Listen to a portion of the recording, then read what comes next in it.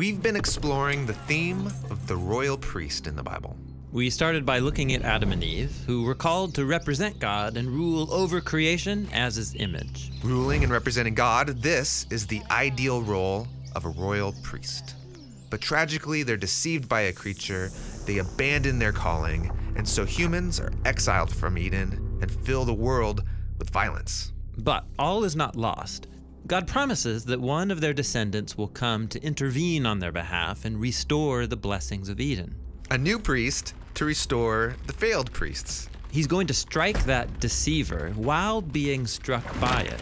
He's like a royal priest who becomes a sacrifice. Now, through Israel's story, God raises up many people who could have been this royal priest, like Abraham, Moses, and David. And they all fail, but their stories point forward, anticipating the ultimate royal priest. And this brings us to Jesus. Now, in the time of Jesus, the people of Israel were ruled by the Roman Empire, but they were governed by their own priests, including the high priest who worked in the Jerusalem temple. The high priest was the only one who could enter the most holy space, and it was separated by a thick curtain embroidered with images of cherubim.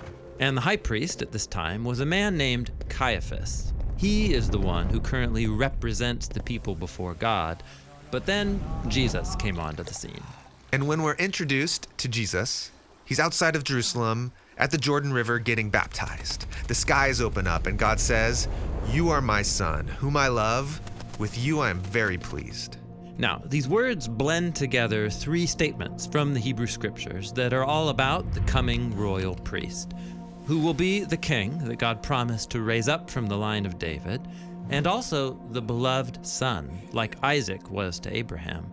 And he's the suffering royal servant of Isaiah who dies for the sins of his people. This baptism is like his ordination as a royal priest. Right. And so it's no surprise that afterwards Jesus starts going around acting like a priest. All right, like forgiving people of their sins or restoring people who were impure so they could enter the temple. These are the things that the priests who work in the Jerusalem temple were supposed to be doing. But Jesus is doing it outside their authority.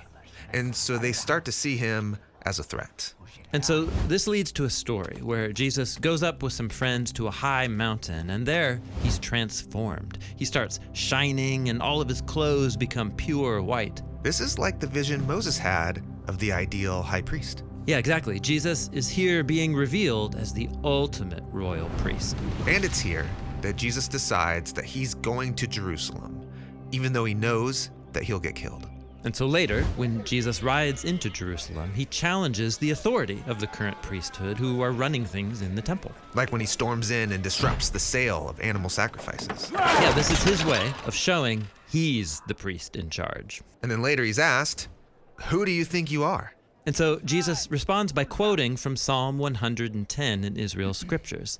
This is the psalm where King David speaks of someone that he calls his Lord, someone greater than him who will rule as a royal priest. Jesus is claiming that he is that priest. This makes the priests in Jerusalem angry. So they have Jesus arrested, and they put him on trial before Caiaphas, the high priest, who asks Jesus, "Are you the anointed one?" And what he means is, are you the royal priest? Because right now, that's my job. And Jesus responds once more by quoting Psalm 110, saying, "I am, and you are going to see me ruling at God's right hand." But actually, we're about to see Jesus get killed. How is that ruling as a high priest? Well, remember from Israel's scriptures, the pattern of the royal priest who surrenders himself as a sacrifice. Jesus is saying that offering his life for others is the way that he's going to ascend his royal throne. When Jesus died, the curtain in the temple tore in two. And God's own life presence, the blessings of Eden that were once guarded and separate, now they can flow out of the temple to fill all of creation. And when Jesus comes alive from the dead, he appears to his followers and commissions them to go out to the nations. So that they can share the good news that Jesus is the ruling king and priest who's going to restore the blessings of Eden. This is why the Apostle Paul called Jesus the new Adam.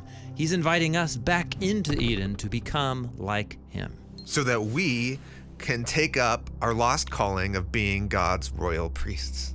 Yes, and that new royal priesthood that's made up of the followers of Jesus, that's what we're going to explore next.